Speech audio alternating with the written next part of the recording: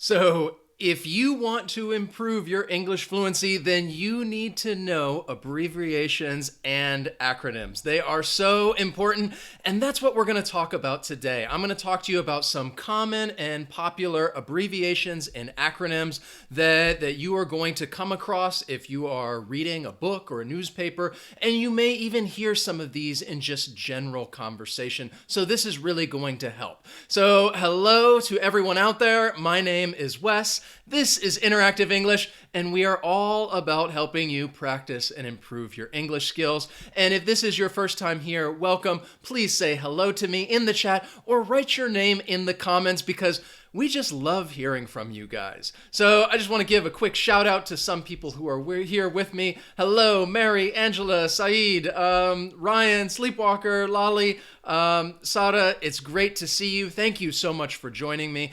And the way that we're going to do this, I'm going to try and I have a few different activities that we're going to do to practice your knowledge of abbreviations and acronyms.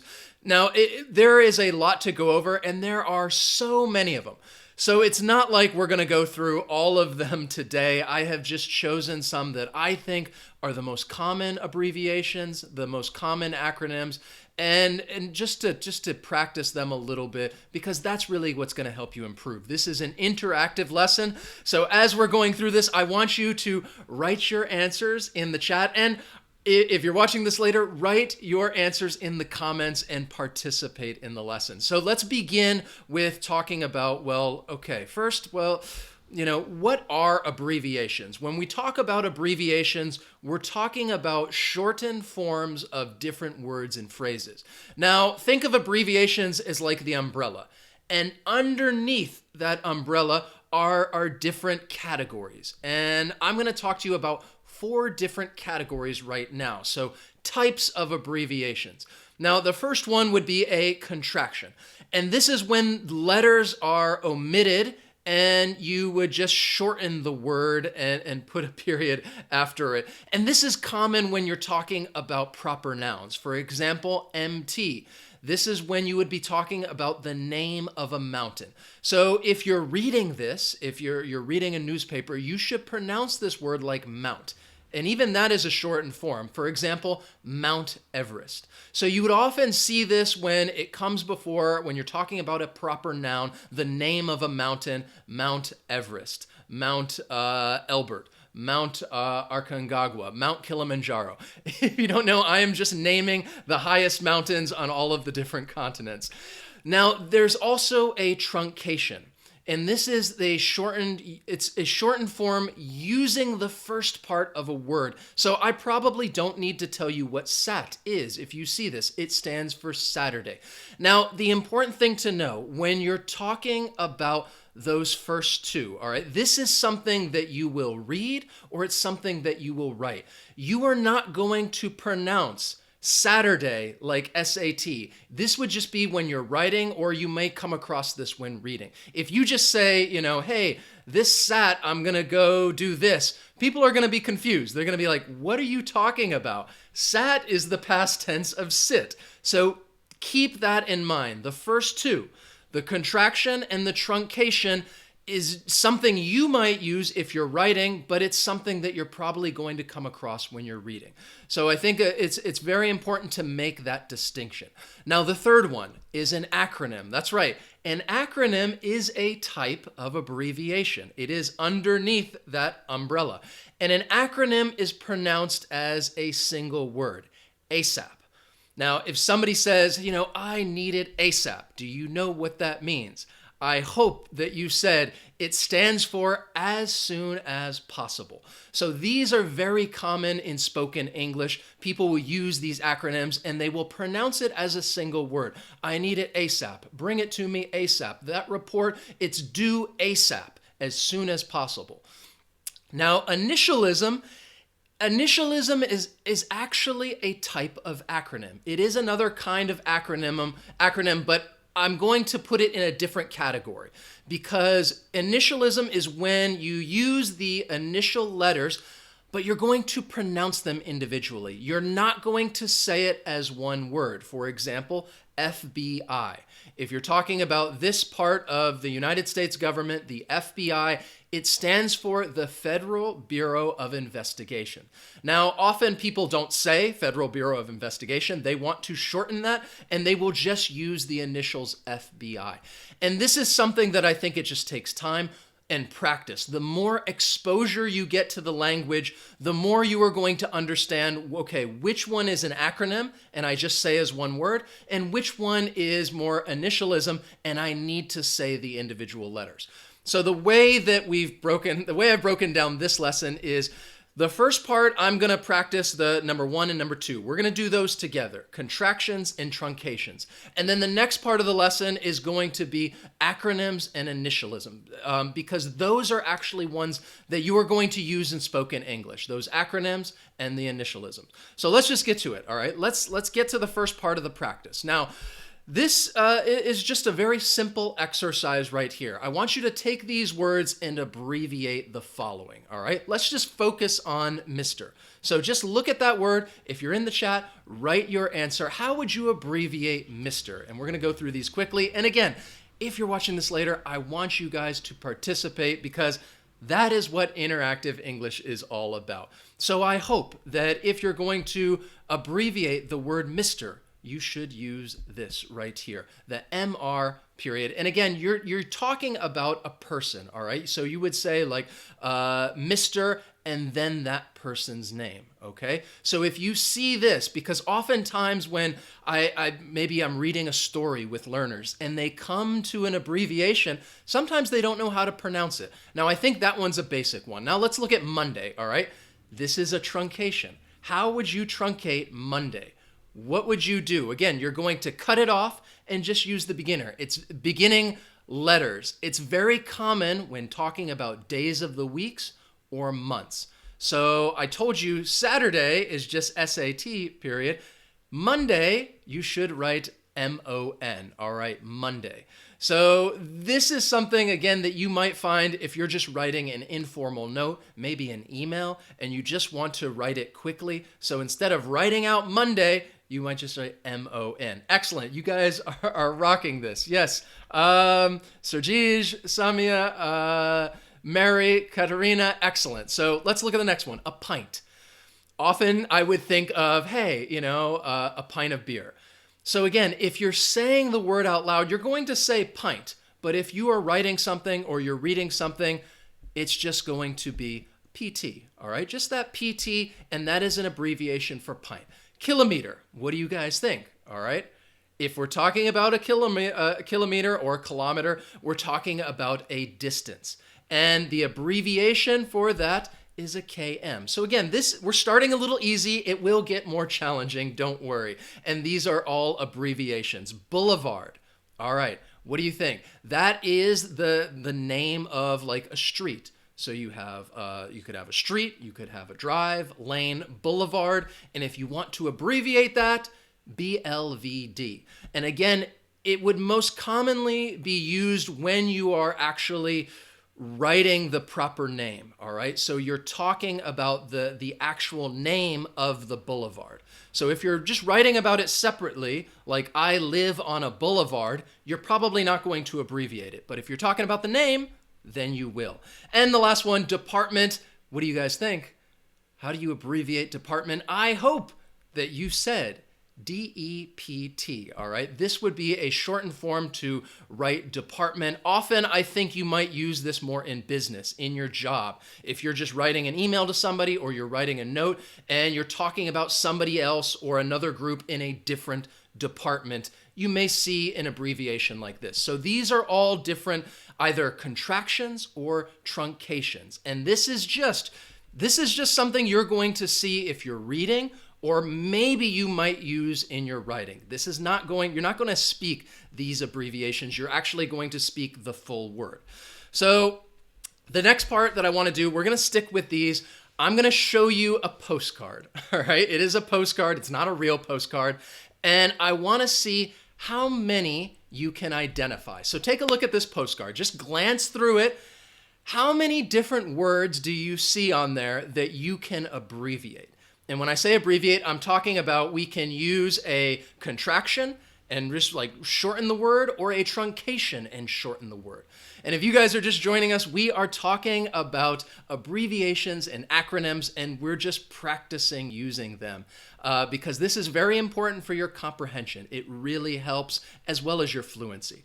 So what do you think? How many words in there do you see that we can abbreviate? And then I'm going to tell you how many, and we're going to go through those abbreviations at the end. All right. So what do you think? How many do you see? How many words? I know some of you are like writing the word, but in total, okay, in total, these are the words that I had in mind. There are 6 that I want to focus on. August, Saint, Avenue, Fahrenheit, gallons, doctor. So let's just take the first one, August.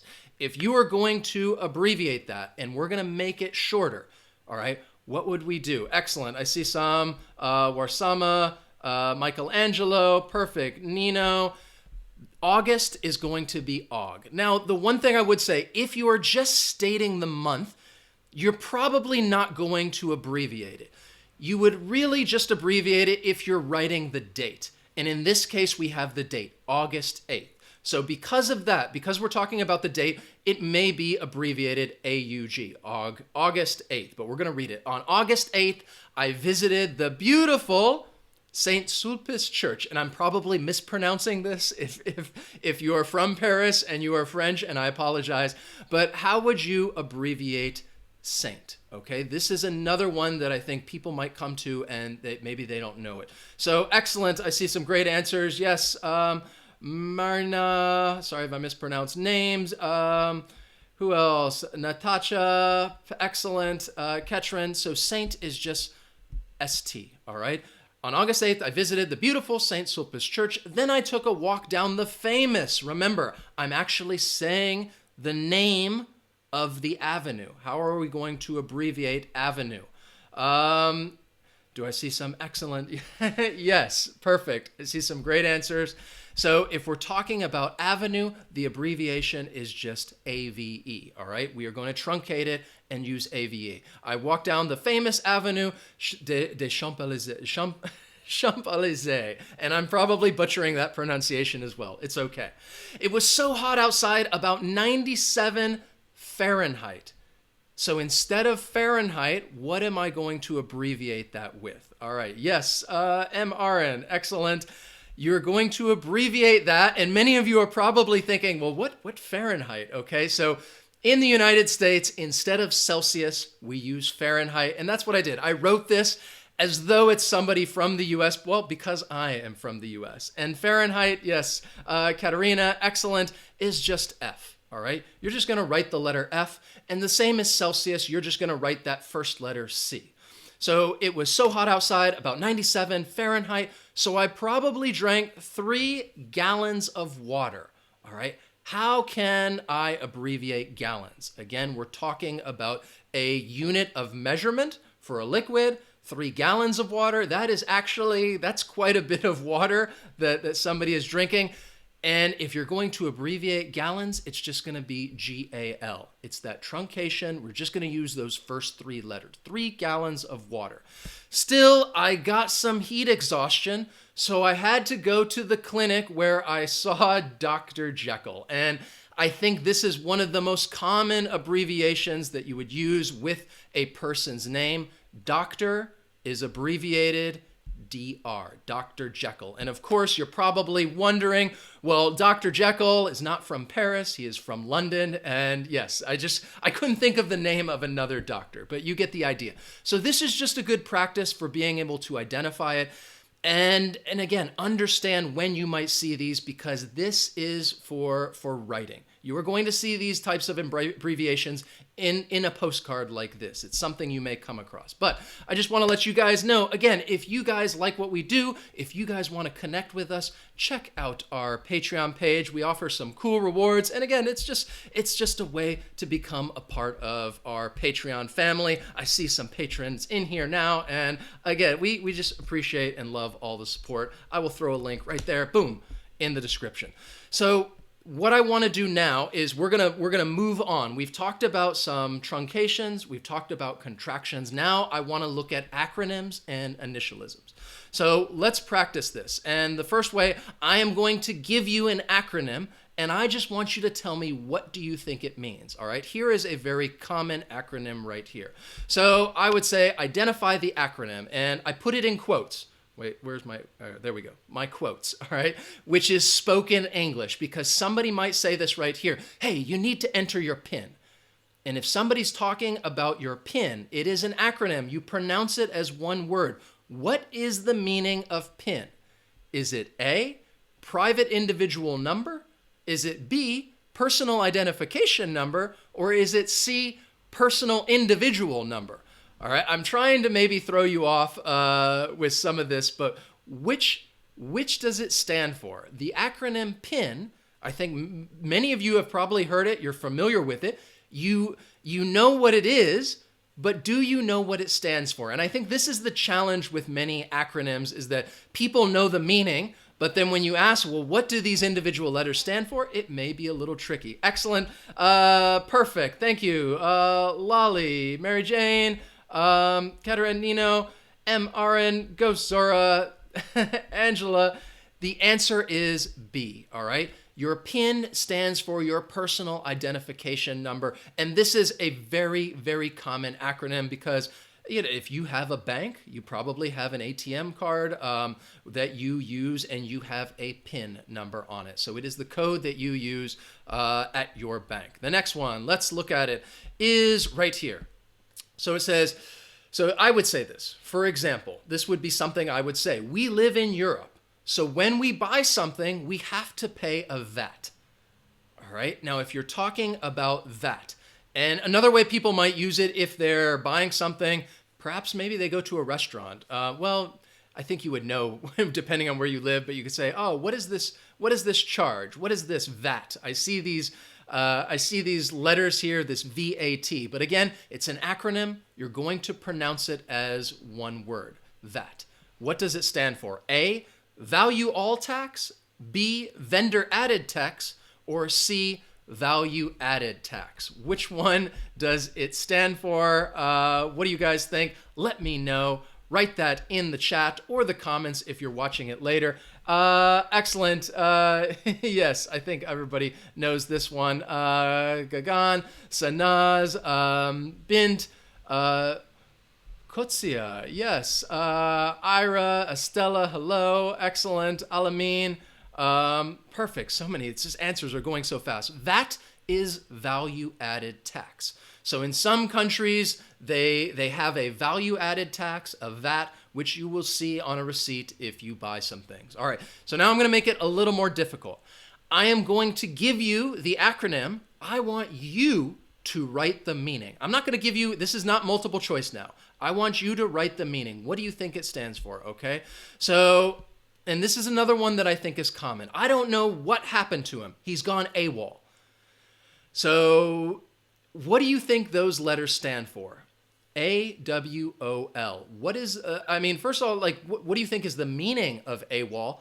And then what do those letters stand for? So this can be pretty difficult, but I chose this one because I think it is a little more common. You may hear this acronym if you're watching a TV show or a movie, or just even in conversation with a native English speaker, especially from the United States.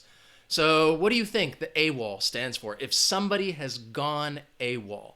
And that is often how it would be used. You would use it in that context that somebody's gone AWOL. He's gone AWOL. She's gone AWOL. So we got some answers. Wow. All right. Thank you for answering. Katerina, Adnil, Danny, you guys are close. I love it. Angela, no idea. That's okay. This is a little more challenging. If somebody's gone AWOL, it stands for absent without leave. So this is an acronym that means that somebody has left a particular group. This acronym comes from the military, that if somebody's in the military, they are supposed to stay there. But if somebody leaves without permission, that's the key. They leave without permission, they would say that they are AWOL. So it started out as a military acronym, but nowadays you can use it in a variety of situations. If you're talking about somebody leaving a group without permission, maybe you work with somebody, maybe you work with your colleagues on some project, and somebody has not been showing up to the meetings, they've left, they don't have permission, and you're telling the boss, like, I don't know where he is. He's gone AWOL. He is left. He is not there. Or maybe in a music group, somebody leaves the music group, they've gone AWOL. They leave without telling anybody, without permission. It is a good acronym to know, all right? AWOL. The next one, all right, this is more of a political one.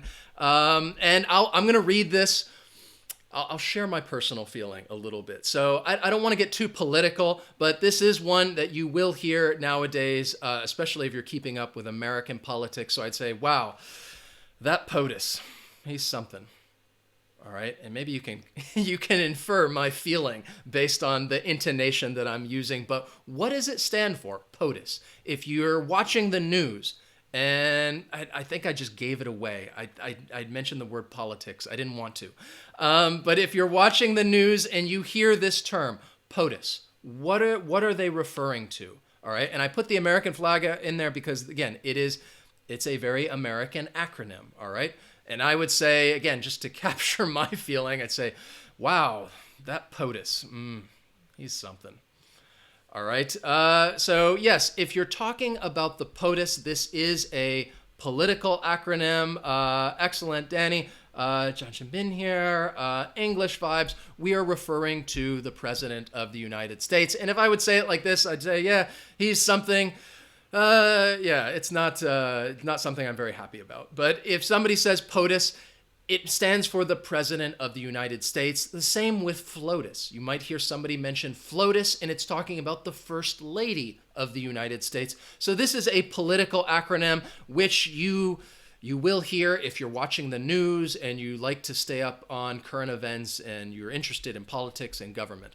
So we're gonna switch it up. I'm gonna make it even more challenging now. What I'm going to do is I'm going to give you a sentence, and I want you to rewrite the sentence using a type of acronym, but the acronym is going to be initialism. So that's the type of acronym I want you to use. Remember, it's all like categories and subcategories. Abbreviations, that's at the top. An acronym is a type of abbreviation, and even under that, initialism is kind of a type of acronym, but you have to say each individual letter. So I want you to rewrite the sentence using an initialism. All right, I'm going to start out easy so you know what I mean. So here is the sentence. I want you to rewrite it, and I will give you some time to do this. And I'd say, last night she saw this mysterious thing flying in the sky. All right, so this is a little bit of a transformation to practice your overall, kind of your vocabulary and see what words you know, because these are very common acronyms that I'm talking about. And I think most of you should be able to get this one. Last night, she saw this mysterious thing flying in the sky. How would you rewrite that sentence? All right. So again, if you guys just joining us, we are practicing abbreviations and acronyms in order to improve your comprehension and your fluency. So again, if you guys can, try to rewrite the sentence. I know it's a lot more to type, but it's good practice. See if you can rewrite the whole sentence. I think most of you know the acronym, but I'm more curious to see how you would say the sentence. All right, so yes, excellent. Gosia, Marina, I think, yes, I got some good sentences in there. What I would say, there could be more than one did. I would just say last night she saw a UFO. All right. In this case, again, you don't know what it is, so I don't think I would say the UFO because it's not really specific. It's just general because we don't know exactly what it is, or that UFO. That would make me think that we know some more information about it, but we saw a UFO, an unidentified flying object. If you don't know what that stands for, there it is right there. It stands for unidentified flying object, initialism, UFO. All right. So let's look at the next one. Now you know what I want you to do. Try to rewrite the whole sentence and use an acronym. If it's difficult to read, I'm going to say it, so try to just listen for it. So the sentence is, I read a book that told me how to change the oil in my own car. I read a book that told me how to change the oil in my own car. So what acronym, it's initialism, again, this is one where you would say the individual letters, would you use? All right. How could you rewrite that sentence? All right. I read a book that told me how to change the oil in my own car. All right. The key word there, I'm going to give you a hint in case it may be a little difficult, a little confusing. The key word there is own. All right. We're talking about your own car. All right. It's something that you are doing to your own car. All right. So how would you rewrite that sentence? They told me how to change the oil in Mark. Well, all right. So first, you got to think about which acronym we're going to use. I see Bint Baladi, you have the acronym. How would you write the sentence? So the acronym that we're talking about is, yes, Alex, a DIY. DIY stands for do it yourself. And oftentimes when you hear this, do it yourself, I think it's commonly used when talking about books, because there are so many books out there telling people how to do things on their own. Oh, you want to fix computers. Here's how you do it by your own. You want to create a website. You can do it on your own. You want to fix your car. You can do it on your own. And it would be called a DIY book. And the sentence that I would put that I made, I read a DIY book. I would use it as an adjective. So we often refer to something and say it is a DIY book. It is the type of book. So instead of saying it's a fantasy book, it is a romance novel, you would say it is a DIY book. And often in bookstores, you might find a section of the bookstores that is DIY, that all of it is do it yourself. And that's what it stands for right now. I read a DIY book so I could change the oil in my car. So if I'm writing that, I don't need to say my own car, because that's what DIY is saying. It's saying that I did it myself. Do it yourself, DIY. So that is a good one to know. A DIY book is saying do it yourself. It teaches you something so you can do it on your own. All right, the next one.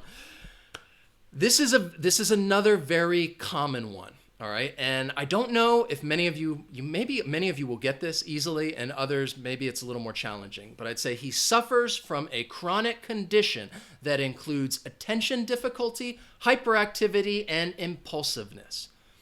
So write the sentence, all right? See if you can write the sentence, and I'll give you a hint. This is a pretty short sentence. So you already know that the acronym, again, it is an acronym that I've just taken from the internet. Chronic condition that includes attention difficulty, hyperactivity, and impulsiveness. All right. What acronym? Again, it's initialism because you would say the initial letters. What am I talking about? All right. What do you guys think? All right, seeing some good answers. Katharina, El Habib, Nino, Mary Jane, Rana. Yes, actually, I think technically, you guys actually gave a better answer probably because, yes, you have ADHD. Often, I just put down another form of it, ADD. Somebody suffers from ADD, which stands for Attention Deficit Disorder. But you could say ADHD, which would include that hyperactivity. Now, the reason why I say this is common, because this is a chronic condition. If somebody suffers from ADD, ADHD, they can go to the doctor and they may get some medicine. But it is something that I think a lot of people throw out there. If somebody has trouble paying attention, somebody might say, I'm a little ADD. And that just tells you, if somebody says that they have difficulty paying attention. Now, it does not mean maybe they've gone to the doctor and that's what they said. But again, the reason I put this is because a lot of people will throw it out there without having gone to the doctor, that they know that, this means you have trouble paying attention. it probably applies to me. And then they might go tell other people, yeah, I'm a little bit ADD. Or they may describe another person and say, yeah, he's a little ADD. He doesn't pay much attention, or she has a bit of ADD. So this is a very common acronym that you would come across. But again, you're going to pronounce each letter, ADD, Attention Deficit Disorder. And this one, this is one of my favorites. Okay, remember, you need to bring your own beer to the party this weekend. Okay? How would you rewrite that sentence? And this is a good one, and I'll tell you why in just a second, because it applies to many different things, all right? Remember, you need to bring your own beer to the party this weekend. How would you rewrite that sentence? Okay? What do you guys think? All right? This is I think this is more something that I think you hear a lot more in pop culture. You might hear it if you're watching a TV show or a movie, but it's a good one to know. And the reason it's a good one to know is because people use it in a variety of ways. So again, I think many you got the acronym, but hey, how would you guys write it? How would you change that sentence? I think that's what we need to practice about, taking it and then using the acronym in the sentence. Where would you put it? How would you write it? All right. So you need to, okay, all right, Danny, get a good try. You need to BYOB the part. That's very close. So many of you have the acronym, the initialism BYOB. BYOB stands for bring your own beer. But if I was going to rewrite this sentence right here, what I would say is that the party is BYOB. And you would say, remember, the party this weekend is BYOB. Bring your own beer. So you would say that a party is BYOB. The reason why I said this is a great acronym to learn is because you can take beer out of there and you can replace it with, well, whatever kind of party you're having. Perhaps I have a party and I say, well, everybody needs to bring juice.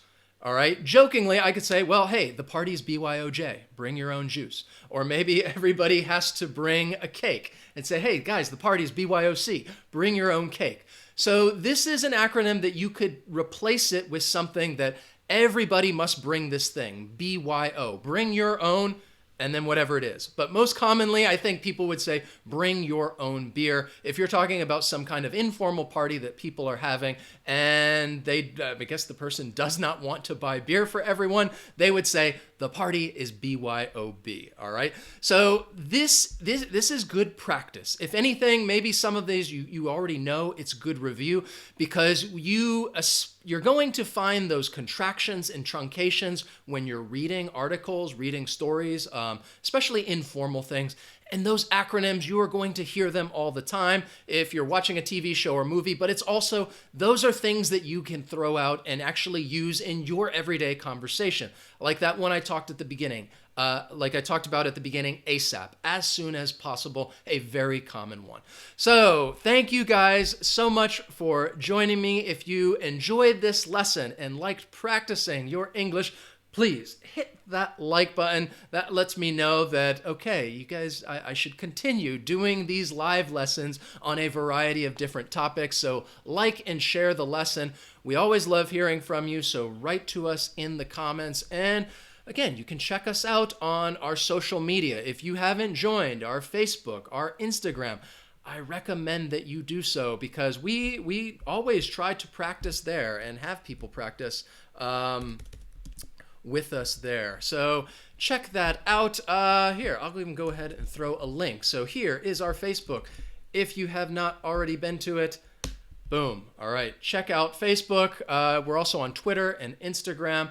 Thank you guys. Give some quick shout outs. Where is it? Gosh, it's moving so fast and I can't even see the names. The names went away. I'm sorry. There they come. Thank you, Saeed, Junhua, Walter, Mary, thank you guys, Didi Eugenia, Nino, Lali, Saeed, Sergij, thank you guys for being here, Busakorn, hope you guys have a wonderful day, Claudia, MRN, and I will be back next time for another live lesson. Have a wonderful day. I will see you then. So long.